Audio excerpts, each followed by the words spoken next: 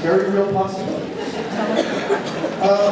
If you know the producers at 20th Century Fox, if you are buddies with Oscar award-winning screenwriters, then you have quite a bit of social capital in the film industry.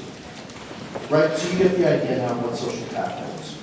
With respect to women and sex segregation in the workforce, the idea here is this.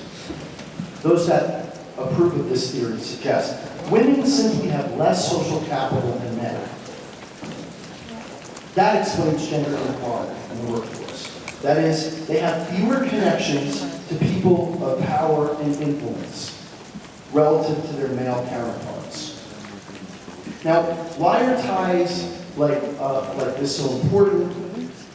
Proponents of social capital say that people of influence in your workplace are extremely important in any industry because these people can write you letters of reference, they can put in a good word for you, they can introduce you to other important players within an industry, they can help mentor you through your career trajectory.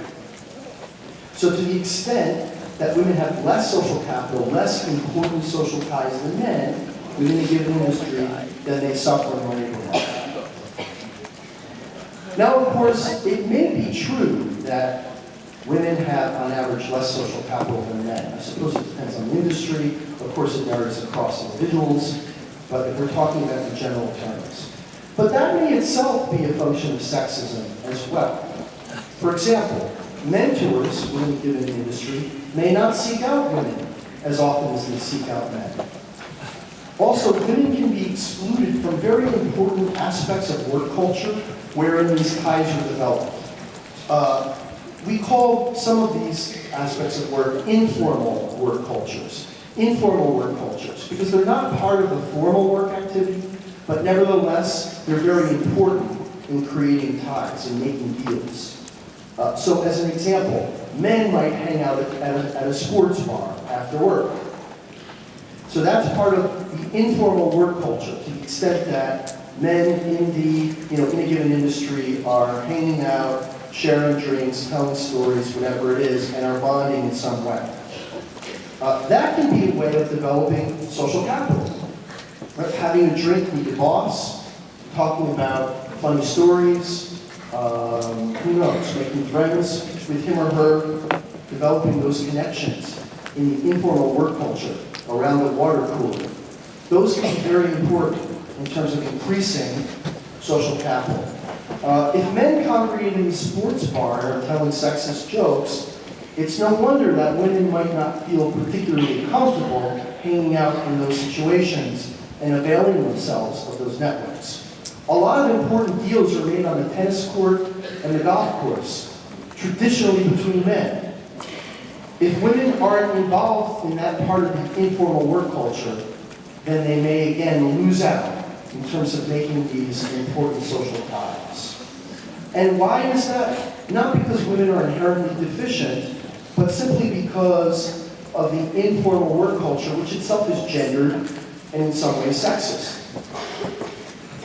So in this sense, what can develop is, you've heard the expression, the old boys network. Well, now you sort of know sociologically what that concept means, the old boys network. The old boys network is made up of men who have power and influence, who associate with one another and help each other out. It's kind of like an informal network that furthers the interests of all the men involved. And we call it an old boys network because typically it's made up of the good old boys. Boys who are really not going to open up those networks to women. Often those kinds of activities that the old boys network engage in are part of that informal work culture that's not as comfortable for women to participate in. It may be actively sexist, it may revolve around sports. Women may simply not feel as comfortable in those settings. So that's social capital. So I've given you a theory of social capital. Women have less social connection than men to explain gender inequality. But then I've also given you a critique of it, which says, yeah, women may have less social capital, but that doesn't end the explanation. You now have to talk about informal work cultures and sexism. Okay, finally, I want to take on the fourth theory of gender inequality, which we call statistical discrimination / sexism.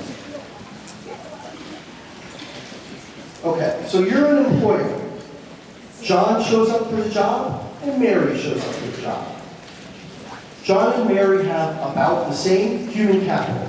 They have about the same experience, they have about the same education, about the same skills.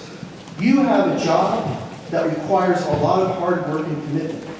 And the success of that job determines your salary and your bonus structure. So you have a lot invested in making sure that the worker that you hire, John or Mary, is really good at their job and committed. Who are you going to choose? All things being equal.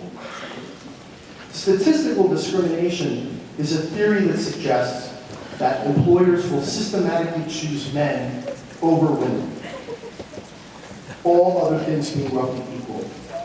Why? Why does John get the job more often than Mary, despite their equivalent backgrounds? I mean, they can at least arm wrestle for the job or something, right?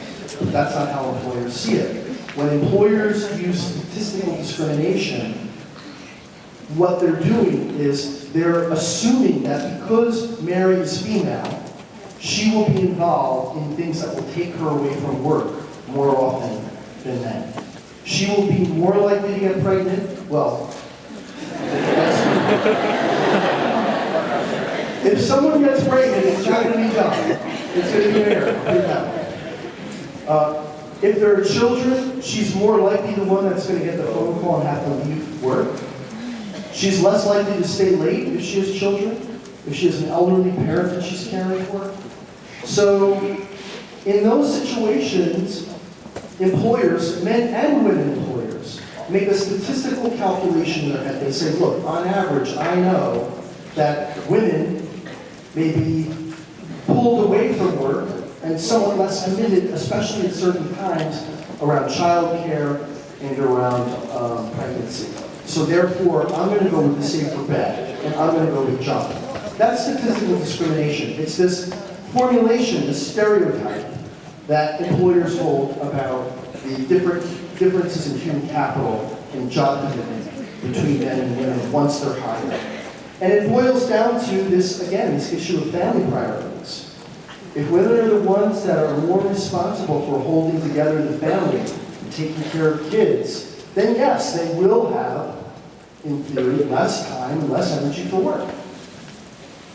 So employers use this kind of rational calculation and end up promoting men more often than women, all things being equal, or hiring men more often than women, all things being equal.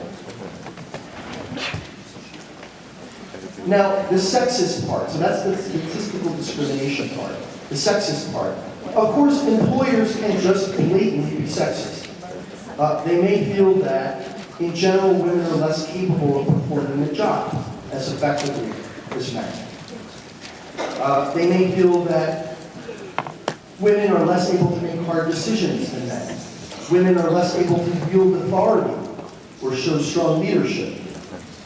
So those are sort of blatantly sexist stereotypes that employers may have. They rest on sort of traditional gender constructions of women's and men's personality and work aptitudes.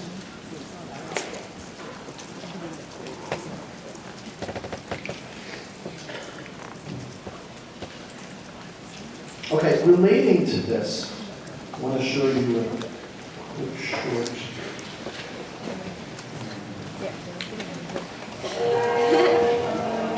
Back to the 50s. I love the music.